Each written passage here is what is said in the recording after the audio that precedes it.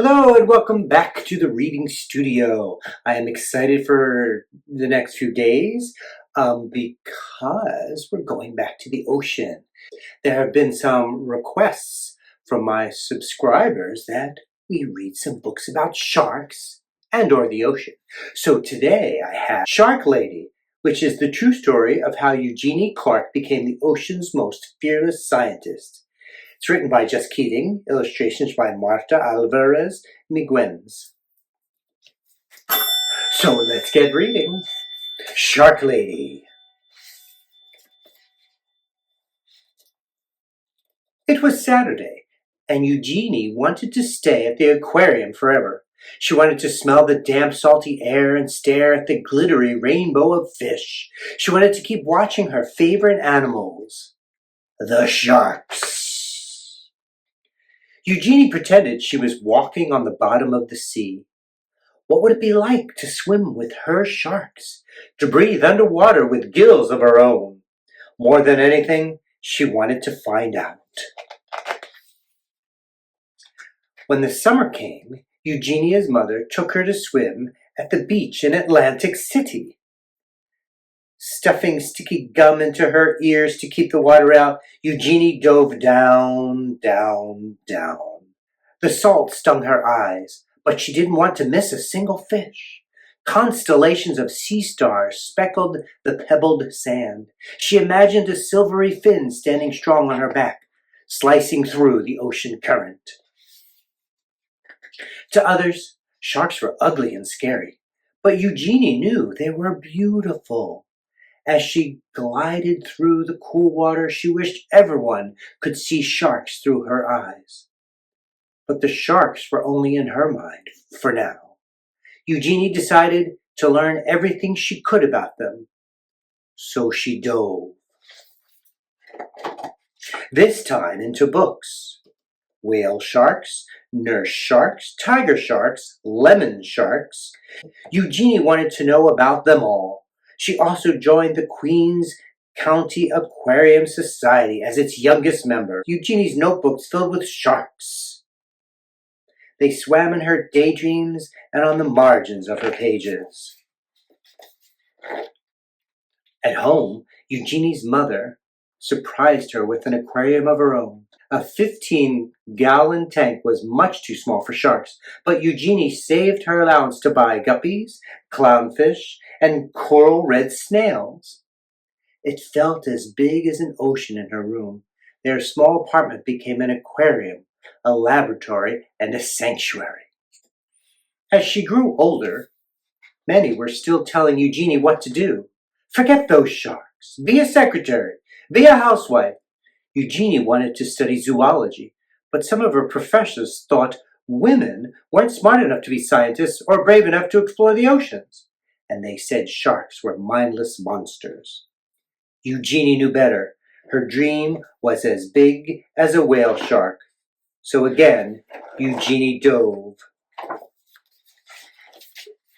She plunged into every course she could. Her laboratory became her home. From sunrise to sunset, she studied how fish grow, how they behave, and how they were put together both inside and out. Despite all of the people who didn't believe in her, Eugenie was becoming one of the smartest students in her field. Even after she earned her degree, many still doubted her. But Eugenie's work was just beginning. Eager to make discoveries of her own, Eugenie finally dove into the open ocean. In the Red Sea, Eugenie collected hundreds of fish, including 3 new species that had not been discovered before. Red Sea sand diver, Trichinosus nicki, a barrel xenia pipefish, Siocunichus bentuvii, and volcano tripplefin, Helicogramma vulcana. On a research mission exploring the Palau Islands, Eugenie was diving alone when she encountered her first ever wild shark. She wasn't afraid. Instead, she thought it was beautiful.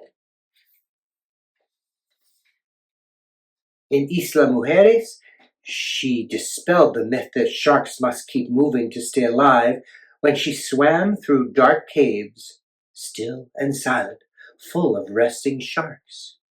Eugenie's daring heart grew bolder with each dive. Soon, they began to call her Shark Lady. Eugenie had proven she was smart enough to be a scientist and brave enough to explore the ocean. As her courage grew, she began to love and understand her beloved sharks more and more. But she never forgot. Many still believed that sharks were mindless killers. Because of their scary reputation, humans were hunting sharks all over the world. Eugenie knew that sharks weren't stupid or mean.